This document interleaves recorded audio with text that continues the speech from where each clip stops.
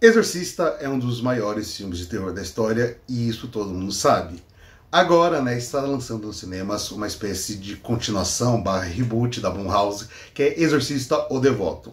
Eu ainda não assisti o filme, pretendo assistir, apesar de muita gente estar falando mal, só que no vídeo de hoje eu vou resolver trazer algo diferente.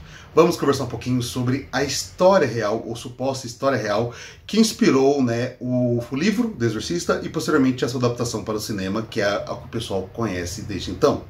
Olá, o meu nome é Herbert, bem-vindos ao Resenha de Minuto, bora conversar um pouquinho? Mas antes, se inscreve no canal, deixa aquele like e se você gosta de terror, fantasia, suspense policial, conheça os meus livros, o link está na descrição. Vamos lá!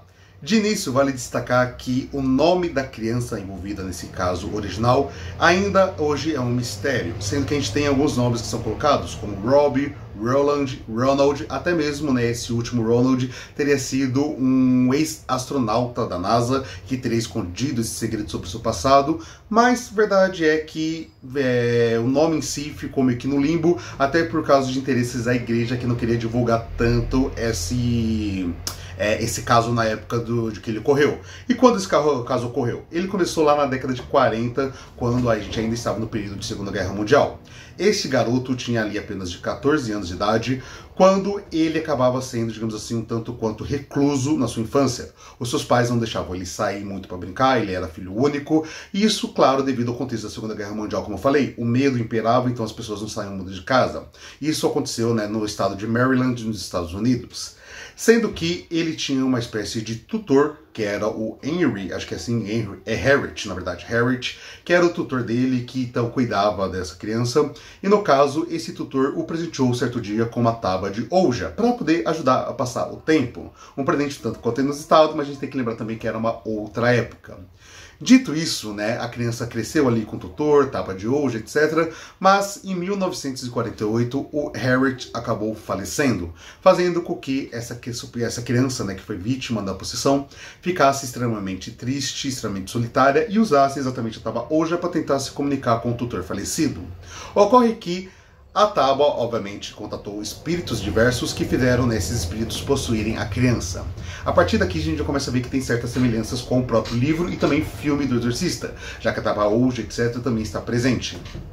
Como é mostrado no filme, de início a gente tem todos os experimentos ali, questões científicas com psiquiátricas sendo colocadas na criança. Os pais levam ela para centros médicos para tentar entender o que estava acontecendo. Uma vez que a partir do momento que essa criança foi possuída, os pais perceberam acontecimentos bizarros acontecendo na casa, como barulhos de noite, a criança ficando agressiva e dentre outras situações.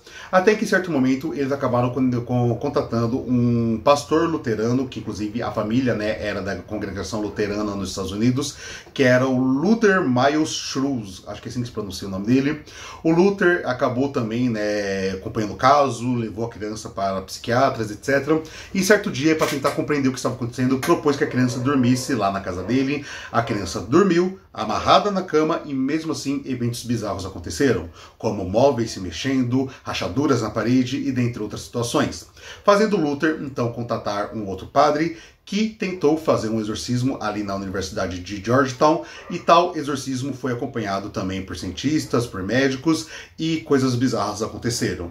Dito tudo isso, entre esse mar de coisas bizarras acontecendo com aquela criança, ela ficando cada vez mais agressiva, etc., os pais viajaram para São Luís para contatar um padre, e no caso um outro padre, e também, se não me engano, um reverendo ali da Igreja Católica, em busca de alguma solução, já que a Igreja Católica era a instituição que efetivamente estava acostumada naquela época a lidar com essas questões de possessão, exorcismo, etc., por mais que ela não gostasse de falar muito sobre. E é nesse meio, digamos assim, que acaba tendo a autorização da igreja para a realização do exorcismo, e que o padre Walter Halbrun, acho que é assim que se pronuncia, desculpa se estiver errado, ele acaba sendo o padre responsável por tal ato. E tal ato foi realizado na Universidade de São Luís, Universidade de Medicina de São Luís, se não me engano, e ocorreu ao longo de 30 sessões. Essas sessões eram realizadas de formas diárias, ou seja, foi praticamente um mês ali, fazendo sessões atrás de sessões, até que certo dia o garoto simplesmente dizia que não se lembrava de absolutamente nada.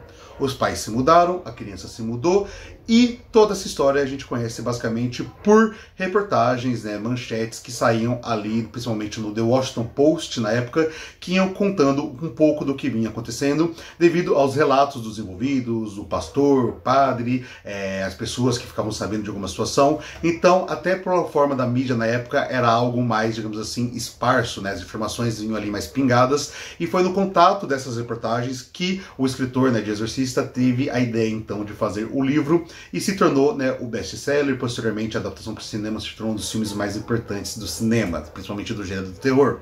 Sendo que, se tudo isso realmente aconteceu, se foi ali questão do jornal, se as questões foram aumentadas, o próprio padre mesmo falou que foi muito pressionado na época pela imprensa a falar o que eles queriam que ele falasse. Tudo isso, né, no final das contas, fica meio que num limbo. A família depois, posteriormente, falou que tudo seguiu bem, sendo que, como eu falei, tem esses 3 nomes diferentes que podem ser dados à criança, a igreja meio que não assume qual é o nome certo. Muitas coisas ficam realmente nessa escuridão sem saber efetivamente o que aconteceu, com quem aconteceu, a forma como aconteceu, mas fato é, todos esses pingados de história geraram uma das melhores histórias fictícias do cinema e também da literatura. É isso, pessoal, vou ficando por aqui, fiquem bem, até a próxima e tchau, tchau!